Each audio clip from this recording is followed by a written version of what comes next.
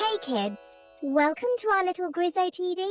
Once upon a time, in a small, cozy cottage, there lived a shoemaker and his wife. The shoemaker was a very good man who worked hard every single day. He made the best shoes in the whole town. But no matter how hard he worked, he was very, very poor. Things got worse and worse, until one day the shoemaker had only enough leather left to make one last pair of shoes. That evening he took the piece of leather and carefully cut out the shapes for the shoes. He was too tired and sad. I will finish them in the morning, he said to his wife.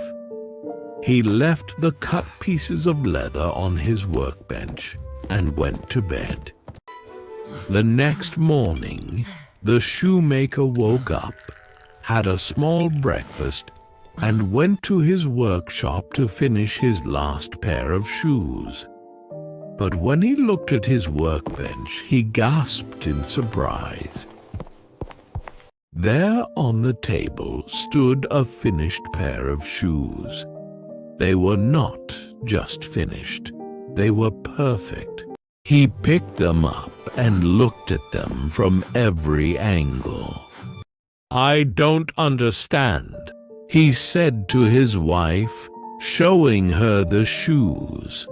She was just as amazed. Later that day, a rich man came into the shop. He saw the beautiful shoes and loved them at once. "These are the finest shoes I have ever seen," he declared. He paid the shoemaker so much money for them that it was more than the shoemaker usually earned for 2 pairs of shoes. The shoemaker was overjoyed. This is a fine piece of leather. Perfect for the mare's new boots." With that money, he went out and bought enough leather to make 2 new pairs of shoes. That evening, just like before, he carefully cut the leather for the 2 pairs of shoes and left the pieces on his workbench. "I will finish them in the morning,"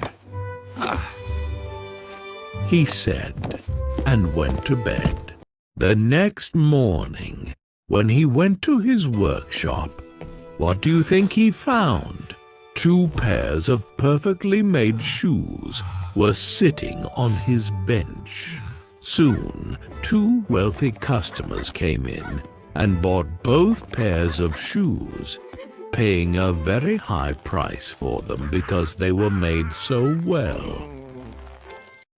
Now the shoemaker had enough money to buy leather for 4 pairs of shoes. And just like before, he cut the leather in the evening, left it on his workbench, and in the morning, 4 pairs of beautiful shoes were waiting for him. This went on for many nights. Every night the shoemaker would cut the leather and leave it on his bench. And every morning he would find all the shoes perfectly finished. Soon, the shoemaker and his wife were no longer poor. They had plenty of food to eat.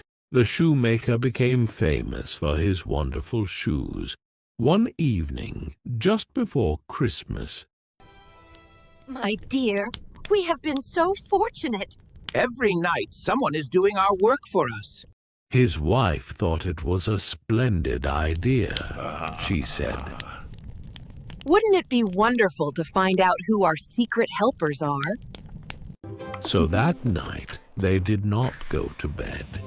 Instead, they left a candle burning in the workshop and hid behind a curtain in the corner of the room, where they could see the workbench clearly. The clock in the hall struck 12. It was midnight. Suddenly, the workshop door creaked open, and in came 2 tiny little men.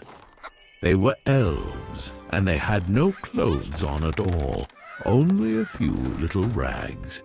With their tiny fingers, they picked up the cut pieces of leather.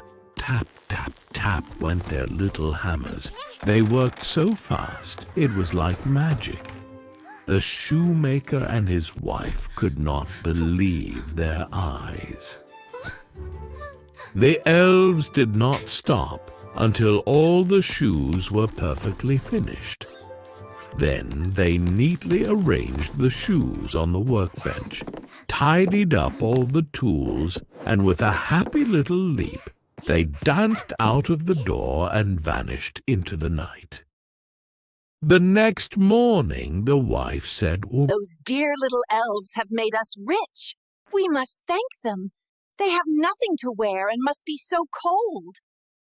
I will sew each of them a tiny little shirt, a coat, some trousers, and knit them a pair of socks. What a wonderful idea!